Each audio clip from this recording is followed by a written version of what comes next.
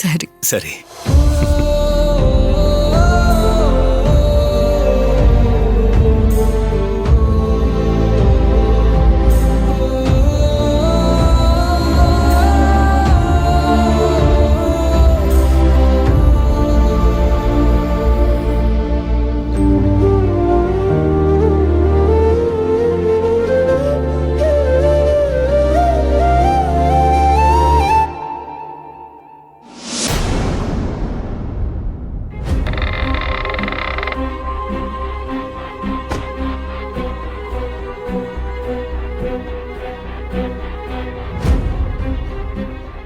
ವಿಕ್ರಮ್ ಸಾಹೇಬ್ರ, ನಿಮ್ಗೇನೂ ಆಗಿಲ್ಲ ತಾನೆ?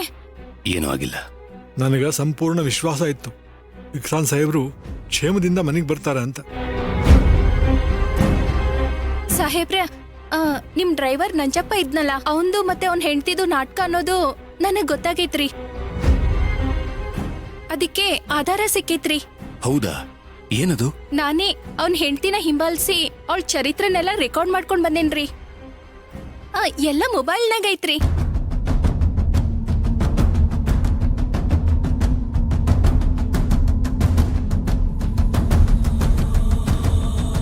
ನೋಡ್ರಿ.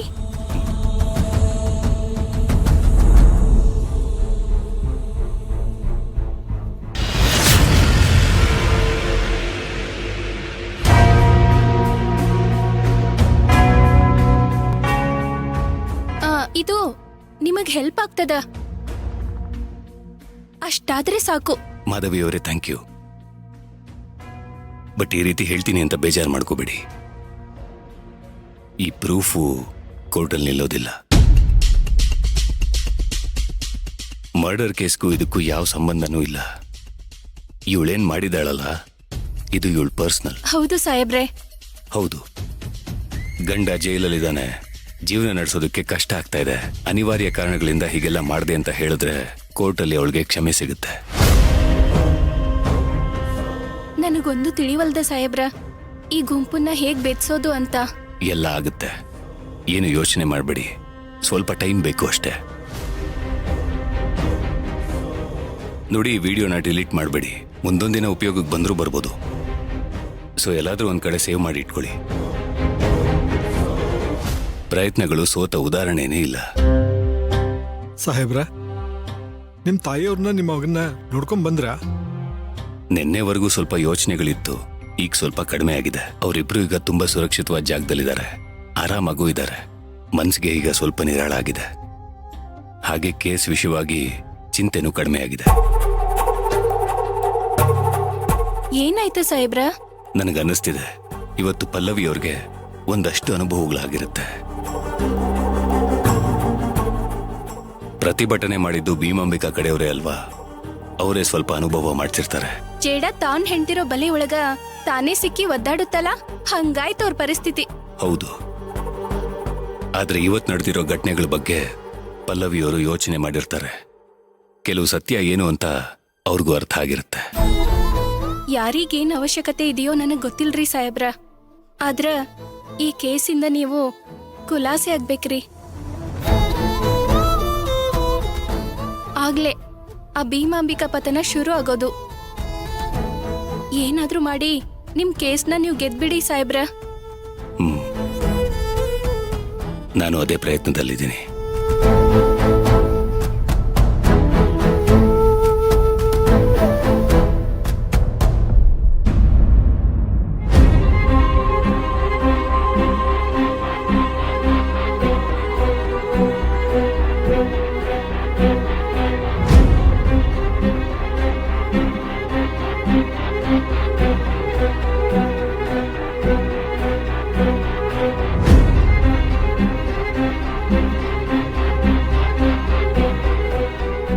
ಆತಂಕ ಪಡುವಂಥದ್ದೇನೂ ಇಲ್ಲ ಮಾವ, ನೀವು ಆರಾಮಾಗಿರಿ.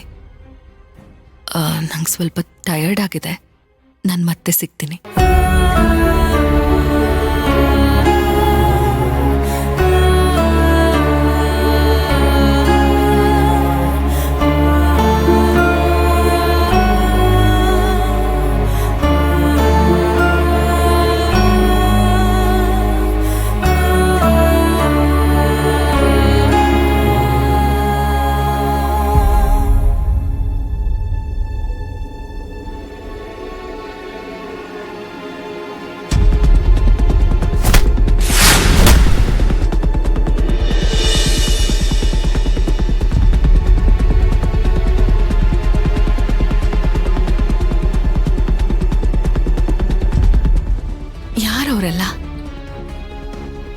ಬಗ್ಗೆ ನಿಜವಾಗ್ಲೂ ಇಷ್ಟೊಂದು ಗೌರವ ಇತ್ತವ್ರ?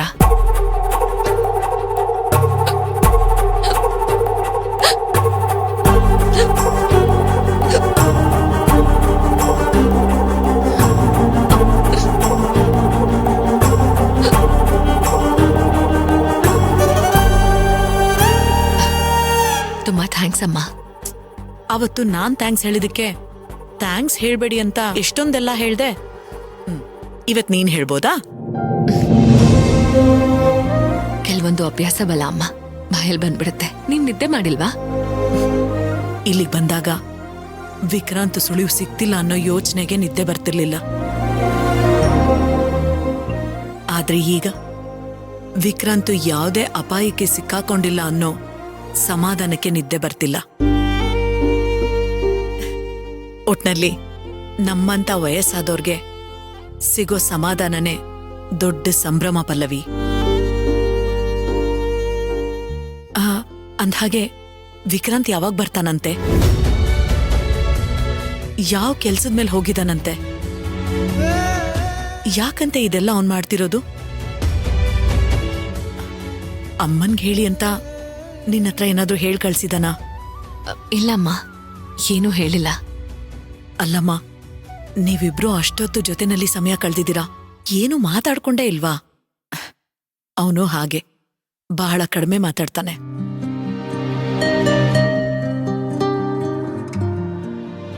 ನಾನು ಅಷ್ಟೊತ್ತು ಅವ್ರ ಜೊತೆನೆ ಟೈಮ್ ಕಳ್ತಿದ್ದೀನಿ ಅಂತ ನೀವ್ ಹೇಗ್ ಅನ್ಕೊಂಡಿದ್ದೀರಾ ಅಮ್ಮ?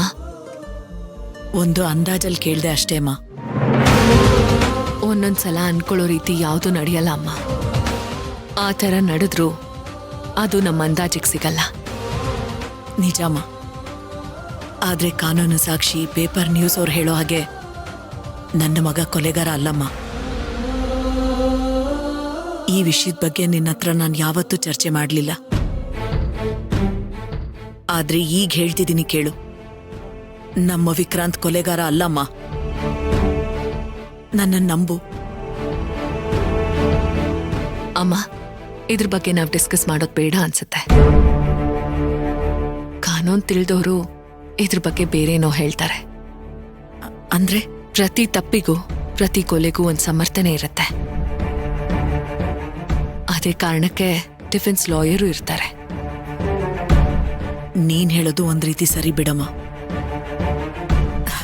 ನಾನ್ ವಿಕ್ರಾಂತ್ ಬಗ್ಗೆ ಏನೇ ಹೇಳಿದ್ರು ತಾಯಿ ಮಗನ್ನ ಬಿಟ್ಕೊಡಲ್ಲ ಅಂತ ಜನ ಮಾತಾಡ್ಕೋತಾರೆ. ವಿಕ್ರಾಂತ್ ಏನು ಅಂತ ನನಗ್ ಚೆನ್ನಾಗ್ ಗೊತ್ತು. ಅವನ ಸ್ವಭಾವ ಎಂಥದ್ದು ಅಂತ ನನಗ್ ಗೊತ್ತಮ್ಮ. ಒಂದೇ ಮಾತಲ್ಲಿ ಹೇಳ್ಬೇಕು ಅಂದ್ರೆ ವಿಕ್ರಾಂತ್ ಏನು ಅಂತ ನನಗೆ ಮತ್ತೆ ಆ ದೇವ್ರಿಗಷ್ಟೇ ಗೊತ್ತಿರೋದು. ನೀವ್ ಹೀಗೆ ಇರಿ ಅಮ್ಮ. ನಿಮ್ ನಂಬಿಕೆಗಳು ಹಾಗೆ ಇರ್ಲಿ. ನಿಮ್ ಗುಣ ಚೇಂಜ್ ಆಗೋದ್ ಬೇಡ. ಧೈರ್ಯ ಕಳ್ಕೊಳ್ಬೇಡಿ. ಜಾಸ್ತಿ ಯೋಚನೆ ಮಾಡ್ಕೊಂಡು ಆರೋಗ್ಯ ಹಾಳು ಮಾಡ್ಕೋಬೇಡಿ. ತೇಜು ಸುತ್ತಮುತ್ತ ಯಾವುದೇ ರಗಳೆಗಳಿರ್ಬಾರ್ದು. ಅವನಿನ್ನು ಬೆಳೆಯೋ ಮಗು. ಗಂಡ್ಮಕ್ಳು ಬೇಗನೆ ಬದಲಾಗ್ಬಿಡ್ತಾರೆ. ರೂಡ್ನೆಸ್ನ ರೂಢಿಸ್ಕೊಂಡ್ಬಿಡ್ತಾರೆ. ಸರಿಮಾ.